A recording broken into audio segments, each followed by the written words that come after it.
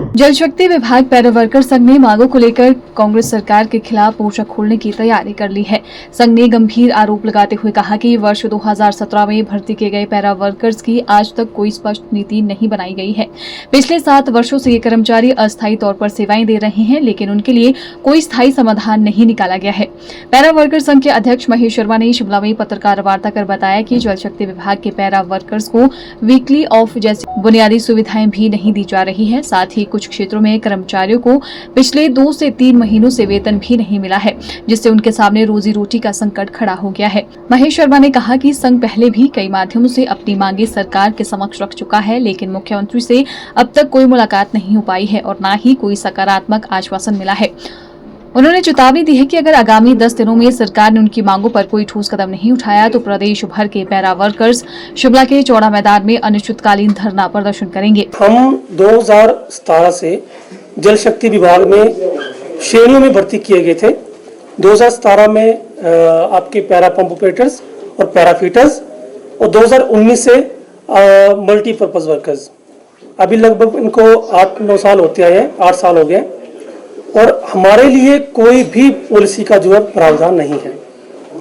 Policy का प्रावधान नहीं है और हमें ना तो वीकली ऑफ है, ना हफ्ते में कोई छुट्टी दी जाती है, ना कोई मेडिकल कोई सीएल हमें दी जाती है, कुछ भी नहीं है।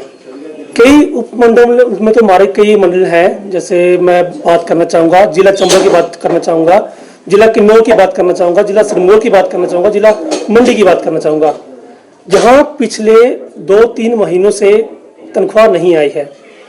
इसके रिगार्डिंग अभी 2 दिन पहले सीएम साहब से किसी ने क्वेश्चन पूछा था कि आपकी जो सैलरी है पैरा वर्कर्स की नहीं आ रही, तो सीएम साहब ने एक बात कही थी कि हमारे ध्यान में नहीं है, उनकी तरफ से सब ठीक है। तो हम आपके माध्यम से ये पूछना चाहेंगे कि ये जो सैलरी है वो कहाँ रुकी हुई है। कई क्षेत्रों में तो डेली सैलरी आ रही है, हर महीने 5-6 तारीख को सैलरी आ रही है। कई क्षेत्रों में मैं चंबा जिला के चौड़ी की बात करना चाहूँगा, 3 महीनों से जो है वो सैलरी नहीं आ रही। अब जो श्रेणियों की बात करें, para pump operator, para fitter, इनको मिलता है 6300 रुपया, 6300, और जो आपके मल्टीपर्पज वर्कर हैं इनको मिलता है 5000 रुपया। सर हमारी जो अपॉइंटमेंट हुई थी वो गवर्नमेंट ही हुई थी, हम सरकारी कर्मचारी ही घोषित हैं। पर सर वही बात है ना कि विदाउट पॉलिसी जो है अगर आप भर्ती किसी को करते हैं, ये वहां तो लिखा है कि 8 साल बाद विचाराधीन है, वो नहीं कि 8 साल बाद आपको हम विचाराधीन की है कुछ भी है। तो मेरी एक सरकार से मांग ये भी रहेगी, अब आपके माध्यम से ये भी रहेगी, अगर कुछ ऐसा है तो जैसे आप बड़े मित्र भर्ती किए 10,000 रुपया सैलरी उनको आप दे रहे हैं, जो भी कर रहे हैं। हमारा तो सर जल शक्ति विभाग का अभी हमारा ड्राई सीजन चला हुआ है।